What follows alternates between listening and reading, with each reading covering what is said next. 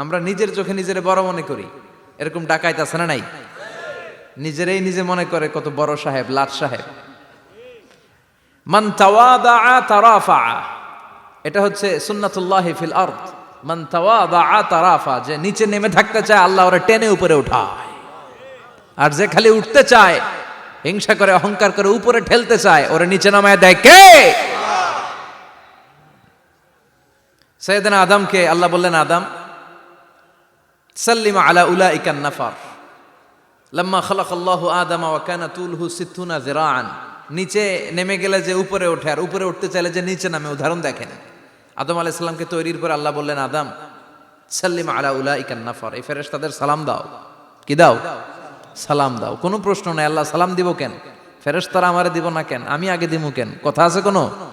যেই সালাম দিলেন, সালাম দেওয়ার সাথে সাথে ওনার মর্যাদা বাড়িয়ে দিল কে? এত মর্যাদা বাড়ালেন যে নূরের ফেরেশতারা মাটির আদমকে সেজদা দিতে বাধ্য হয়েছে। চিৎকার করে বলেন ঠিক কিনা? তুমি মাটির আদমকে প্রথম সৃষ্টি করিয়া ঘোষণা করিয়া দিলে শ্রেষ্ঠ বলিয়া, তাই তো নূরের ফেরেশতা করে আদমকে সেজদা।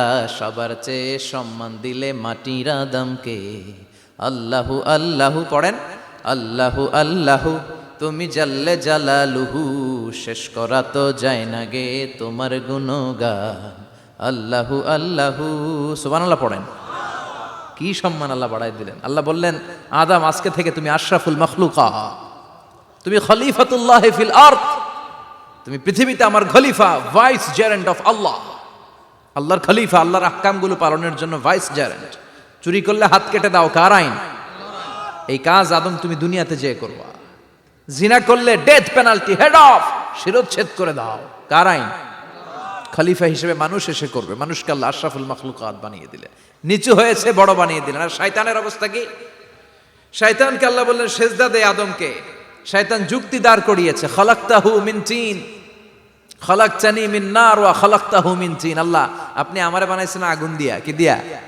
আগুনের ধর্ম উপরের দিকে ওঠে, আর মাটির ধর্ম সে নিচে পড়ে থাকে, আমি কেন সেজদা দেব? শয়তানকে চিরকালের জন্য ইবলিস মালউন, অভিশপ্ত আর জাহান্নামী হিসেবে ঘোষণা দিয়ে দিল কে? এজন্য আপনি ছোট থাকতে চাইবেন, আপনারা বড় বানাবে কে? আর আপনি নিজে যদি বলেন আমি বড়, থাপ্পড় মেরে আপনারা নিচে নামাই দিবে কে? এজন্য বিশ্বনবী দোয়ায় বলতেন, আল্লাহুম্মা জাআলনি সাবুরা ওয়াজআলনি শাকুরা ওয়াজআলনি ফি আইনি সাগীরা ওয়া ফি আয়ুনিন নাসি কাবীরা। ও আল্লাহ, আপনি আমারে ধৈর্যশীল বানান, আপনি আমারে শুকরগুজার বান্দা বানান, আমার চোখে আমারে আপনি ছোট বানান, মানুষের চোখে আপনি আমারে বড় বানান। সুবহানাল্লাহ পড়েন। এজন্য সবসময় শুকরগুজার থাকার চেষ্টা করতে হবে। রাজি আছেন তো? যে কোনো মুহূর্তে, যে কোনো পরিস্থিতিতে আমরা শুকরিয়া করব কার? চিল্লায় বলেন কার? আমরা যেন বেশি বেশি আল্লাহ তাআলার শুকরিয়া আদায় করতে পারি। আল্লাহ তুমি তৌফিক দাও। সবাই পড়ি আমিন। উত্তর চান্দোলা হিলফুল ফুজুল ইসলামী সংগঠনের উদ্যোগে আজকের এই তাফসীরুল কোরআনের প্রোগ্রাম। হিলফুল ফুজুল নামটা আমার বড্ড প্রিয়। বিশ্বনবী যখন 15 কিংবা 20 বয়স, কোনো বর্ণনায় এসেছে 15, কোনো বর্ণনায় 20, তখন তিনি একটা ছাত্র সংগঠন করেছিলেন, ইয়াং স্টারদের একটা অর্গানাইজেশন করেছিলেন। ওটার নাম তিনি দিয়েছিলেন হালাফুল ফুদুল। হালাফুল ফুদুল, ওইটারই আমরা বাংলায় কি বলি? হিলফুল ফুজুল। হালাফ মানে শপথ, oath, we take an oath in the name of Allah. আল্লাহর নামে শপথ নেয়ারে বলে হালাফ। আর ফাদিলা, ফাদলুন, এগুলোর প্লুরাল হচ্ছে ফুদুল। ফুদুল মানে ভালো কাজ। ভালো ভালো কাজের উপর বিশ্বনবী যুবকদেরকে একত্রিত করলেন যে মক্কা শহরে কোনো টেন্ডারবাজি চলবে না, কোনো চাঁদাবাজি চলবে না, দুর্বলের উপর সবলের অত্যাচার চলবে না, জালিমের জুলুম চলবে না, হত্যা চলবে না, ধর্ষণ চলবে না, রাহাজানি চলবে না। মক্কা শহরটারে শান্তির শহর বানাতে হবে। যুবকরা এই দায়িত্ব কাঁধে নিয়েছে। কারা? মুরব্বীরা না, যুবকরা। যুবকদের আছে প্রাণ ঢালা উচ্ছ্বাস, অনেক শক্তি। এজন্য যুবকদেরকে ভালো কাজে আসতে হবে। যুবকরা চাইলে এই দেশের চেহারা পাল্টে দিতে পারে। এদেশে যুবক ভোটার আছে কয়জন জানেন? নতুন করে যুবক ভোটার হয়েছে 2 কোটি। কয় কোটি? 2 কোটি না? Can you imagine that? কল্পনা করতে পারেন? They can change Bangladesh, they can change the face of Bangladesh. তারা 56,000 বর্গমাইলের এই বাংলাদেশের চেহারা পাল্টে দিতে পারে। তাদের অনেক শক্তি। এই জন্য যুবকদের এই শক্তি কাজে লাগাতে হবে। ফেন্সিডিল, গাঁজা, ইয়াবা, হিন্দি সিনেমা এগুলোর পিছনে দৌড়ানো যাবে, পর্নোগ্রাফির পিছনে ছোটা যাবে। যুবক বয়সে ভয় করতে হবে কারে? চিল্লায় বলেন কাকে? আল্লাহ আমার যুবক ভাইদেরকে তুমি তৌফিক দাও। বিশ্বনবী এই হালাফুল ফুদুল তিনি গঠন করলেন মক্কাতুল মুকাররমাতে। পুরো মক্কা শহরটা শান্তির শহর হয়ে গেল। সুবহানাল্লাহ। আল্লাহ উত্তর চান্দলা হিলফুল ফুজুল ইসলামী সংগঠনকে তুমি কবুল করো। আজকের প্রোগ্রামের সভাপতিত্ব করছেন আল্লামা অধ্যক্ষ গোলাম সরোয়ার সাইদি পীর সাহেব আড়াইবাড়ি দরবার। আমার প্রিয় নানা ভাই আলোচনা করেছেন, বয়ান করেছেন। আল্লাহ নানা ভাইকে কবুল করো। নানা ভাইটা একটু ইয়াং হয়ে গেছে না? হ্যাঁ, অনেক জায়গায় লোকজন খুব বিভ্রান্তিতে পড়ে যায়। ঘটনা কি? আপনি নানা নানা হইলেন কবে, নাতনি হইল কবে, আবার জামাই পেলেন কবে? তো আমারও বলা যে তুমি যে আমার নানা ভাই বানাইছো, আমি তো এর উত্তর দিতে দিতে কাম সারা। তো আল্লাহ আমার নানা ভাইকে তুমি কবুল করো। তিনি হকের কথা, কোরআনের কথা বলেন। পীর সাহেবদের মুখে এরকম হুঙ্কার দেখা যায় না। কথা কন। এরা থাকে খানকায়, এদের পেট থাকে বড়। সবার কথা বলছি না, বেশিরভাগ। কথা বলেন। এই ভণ্ডামি এই দেশে আছে না নাই? দোদেল বান্দা কালমা চোরে, না পায় শ্মশান না পায় ঘোরে, দিন থাকিতে আয়রে পথে ছাইড়া দে ভণ্ডামি, ভণ্ডামি ভণ্ডামি ভণ্ডামি, ছাইড়া দে ভণ্ডামি। আছে না নাই? নামাজ কালাম পড়ে না, ইবলিশ শয়তানের নানা। আছে না?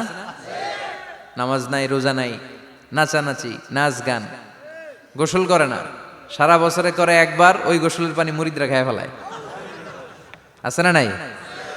নামাজ রোজা করে না, ইবলিশ শয়তানের নানা, ধর্মের একখান খুঁটি ধইরা কয়দিন করবা হয়রানি, ভণ্ডামি ভণ্ডামি ভণ্ডামি, ছাইড়া দে ভণ্ডামি। ঠিক কি না?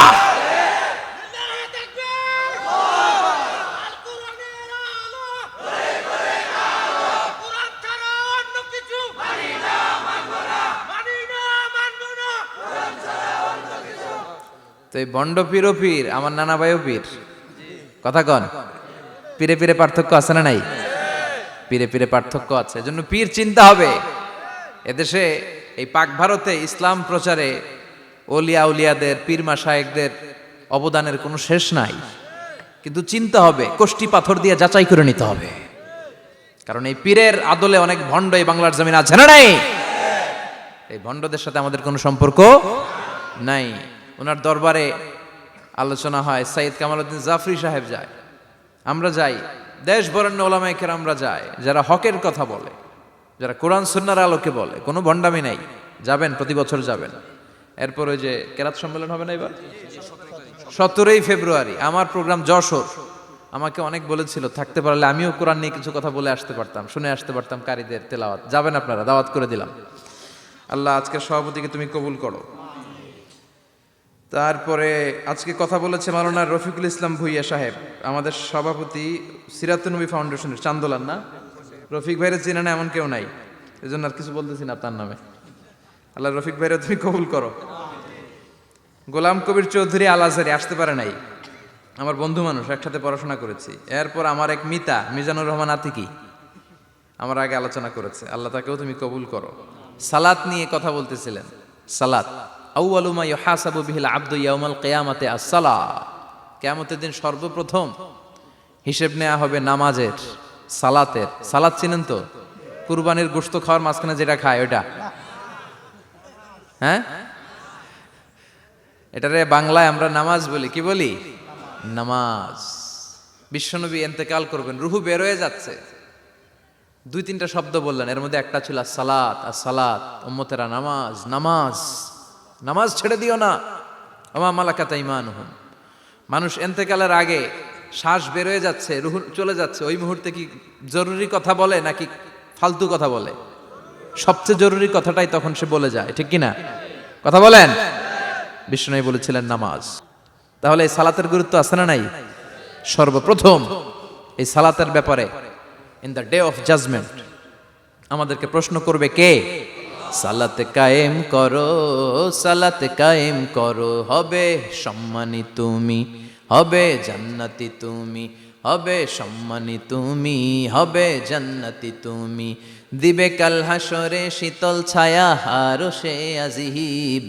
রব্বিয়াল আলা রব্বিয়াল আযীম রব্বিয়াল আলা রব্বিয়াল আযীম। সুবহানাল্লাহ পড়েন। এজন্য নামাজ নামাজ, এই নামাজ যাতে মিস হয়ে না যায়। সব মিস হতে পারে, নামাজ মিস হতে পারে না। আল্লাহ তুমি বুঝার তৌফিক দান করো।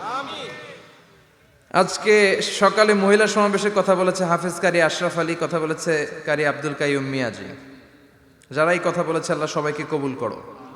সঙ্গীত পরিবেশনায় ছিল কলতান শিল্পী গোষ্ঠী, আল্লাহ তাদেরকেও তুমি কবুল করো। আসেন আমরা আল্লাহর নামে 3টা তাকবীর দেই, গলা ফাটিয়ে আমার সাথে সাথে পড়েন আল্লাহু আকবার, আল্লাহু আকবার, আল্লাহু আকবার। আল্লাহ তুমি কবুল করো। আমি আপনাদের খেদমতে সূরাতু আত-তাহরীম থেকে ছোট্ট একটি আয়াতের অংশ তেলাওয়াত করেছি, যেখানে আল্লাহ তাআলা আমাদেরকে আহ্বান জানিয়েছে, ওহে বিশ্বাসীরা, পাপ হতে পারে, ভুল হতে পারে, অন্যায় হতে পারে, ওই অন্যায়ের উপর অটল থেকো না, আমার কাছে ফিরে আসো। কাম টু ইউর লর্ড, তোমার রবের দরবারে ফিরে আসো, ক্ষমার মতো ক্ষমা চাও, ক্ষমার মতো ক্ষমা চাইলে আমি সব ক্ষমা করে দেব। সুবহানাল্লাহ পড়েন। রব্বুল আলামিন বলেন, ইয়া আইয়ুহাল্লাযীনা আমানু তুবু ইলাল্লাহি তাওবাতান নাসুহা। ও বিশ্বাসীরা, ভুল করেছো, অন্যায় করেছো, পাপ করেছো, জুলুম করেছো, আমার কাছে ফিরে আসো, ক্ষমা চাও। ক্ষমার মতো ক্ষমা চাইলে সব গুনাহ মাফ করে দিতে পারে কে? পাপ নাই, গুনাহ করি নাই, এরকম কেউ আছি? কথা বলেন। কত পাপ করছি কোনো হিসাব আছে? পৃথিবীর কেউ না জানলেও জানে কে? পৃথিবী না জানুক আমি তো জানি, আমি কি পাপ করেছি হায়। আমার পাপের করলে বিচার, বাঁচার আমার নাই উপায়। দয়াময় প্রভু মাফ করো আমায়, মাফ করো আমায়। পড়েন আমিন। আমাদের পাপগুলো ক্ষমা করে কে? চিল্লায় বলেন কে? আল্লাহ ডেকে বলে, গোলাম আমি হলাম গাফিরুয যামব কাবিলুত তাওব। আমার কাজ হলো ক্ষমা করা, আমার কাজ হলো তওবা কবুল করা। শয়তানের কাজ হলো ওয়াসওয়াসা দেওয়া, আমাদেরকে ভুল পথে নিয়ে যাওয়া। আর আমাদের কাজ হলো ভুল করে ফেলা, আল্লাহর কাজ হলো ভুলগুলো মাফ করে দেয়া। আল্লাহ ডেকে বলে, গোলাম তোরা যদি ভুল না করতি, তোরা যদি পাপ না করতি, তোরা যদি অন্যায় না করতি, তোদেরকে ধ্বংস করে দিয়ে এমন একটা জাতি আমি এই দুনিয়ার বুকে তৈরি করতাম, যারা সকালবেলা ভুল করে দুপুরে মাফ চাইতো, দুপুরে ভুল করে রাত্রে মাফ চাইতো, আজকে ভুল করে আগামীকাল মাফ চাইতো। আর আমি আল্লাহ গুনাহগুলো তাদের সব ক্ষমা করে দিতাম। ক্ষমা করে দিতে আল্লাহর বড্ড ভালো লাগে। বান্দা আল্লাহর কাছে বারবার চাক, চোখের পানি ছাড়ুক, এটা আল্লাহ পছন্দ করে। চোখের পানির যে কত পাওয়ার আপনি কল্পনাই করতে পারবেন না। অনুশোচনার চোখের পানি, চোখ বেয়ে নাকের ডগা পেয়ে জমিনে পড়ার আগেই আল্লাহ এই বান্দারে মাফ করে দেয়। বিশ্বনবী ডেকে বলে, ও আমার উম্মতেরা শোনো, আল্লাহর কাছে দুনিয়ার মানুষদের 2 ফোঁটা পানি সবচেয়ে প্রিয়। এক হলো জিহাদের ময়দানে রক্তের ফোঁটা, 2 হলো অনুতপ্ত বান্দার চোখের পানির ফোঁটা। কত ভুল আপনি করেছেন, কত অন্যায় আপনি করেছেন, কত পাপ আপনার হয়েছে, কত মিথ্যা আপনি বলেছেন, কয় ওয়াক্ত নামাজ ছেড়েছেন, কয় লাখ টাকা ঘুষ খেয়েছেন, কত যৌতুক আপনি খেয়েছেন, কত মিথ্যা আপনি বলেছেন।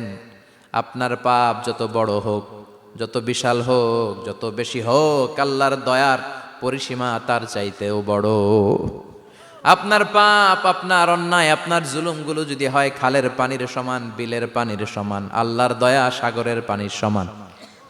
আপনার পাপ যদি হয় সাগরের পানির সমান, আল্লাহর দয়া মহাসাগরের পানির সমান।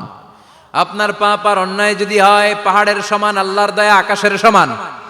আপনার পাপ যদি হয় আকাশের সমান, আল্লাহর দয়া আরশের সমান।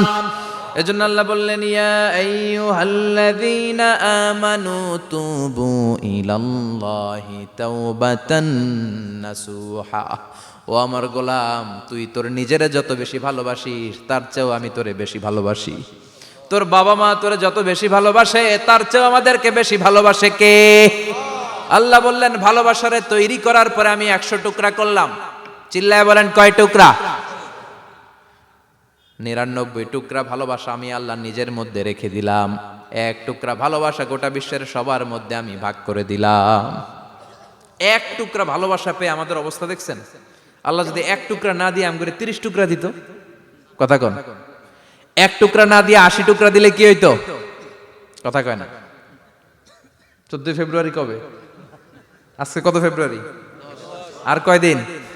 কথা কন। বিশ্ব ভালোবাসা, বিশ্ব